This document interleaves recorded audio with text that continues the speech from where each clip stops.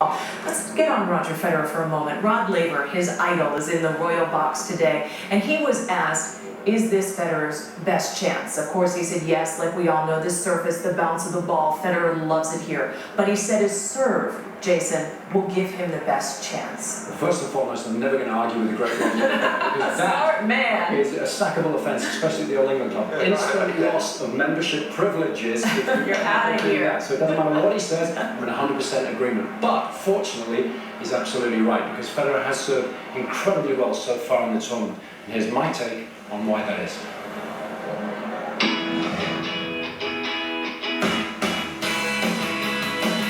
Roger Federer has served superbly throughout the championship so far.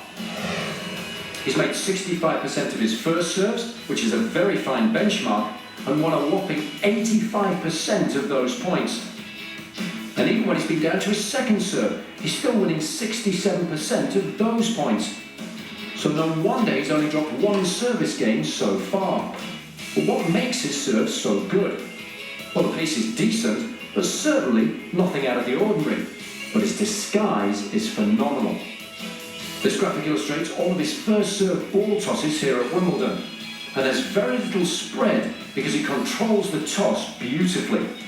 But what's really interesting is that when we compare that to his spread back in 2003 when he won here for the first time, it's a little better now.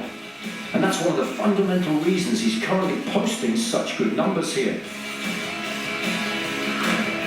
Now let's focus on two from this tournament. These have exactly the same start point, but look where they end up, in opposite corners of the court. So impossible for those attempting to return it to anticipate Federer's intentions. Now what about second serves? Well, the ball toss is just as controlled, but note how they're a little to the left of his first serves. That's because Federer likes the ball slightly over his head so they can hit those with topspin. This gives him a little more height over the net compared to his first serve and more movements off the court. But once the serve finds its mark, he loves to then dictate play with his forehand.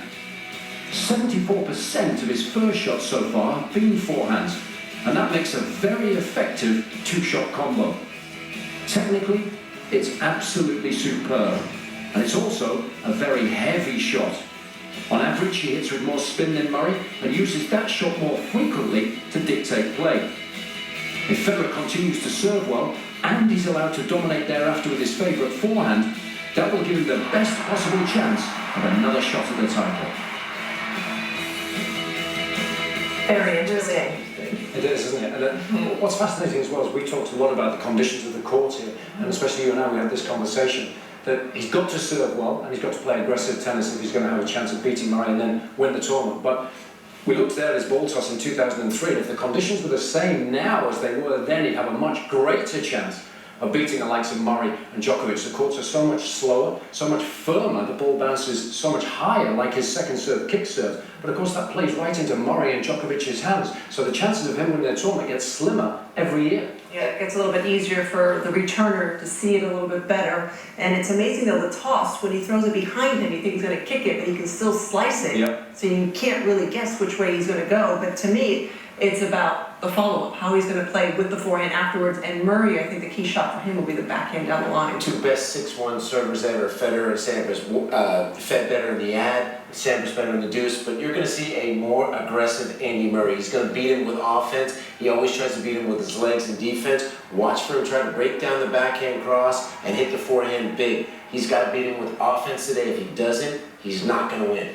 Jonas Bjorkman, Andy Murray's new coach, coming into the camp about 2 months ago, said aggressive, aggressive, aggressive. That is what he keeps telling Andy Murray. Jason, quickly, when you look at the numbers, do you see proof of that yet? Well, I spoke to Jonas a couple of weeks ago in Queens, and he said, yes, that was the game plan, but the numbers do not suggest that there is a difference this year. Exactly the same position on second serve returns, 1 mile an hour slower on the average second serve returns this year. All right, good stuff. Thanks. Couple of things to look for ahead of this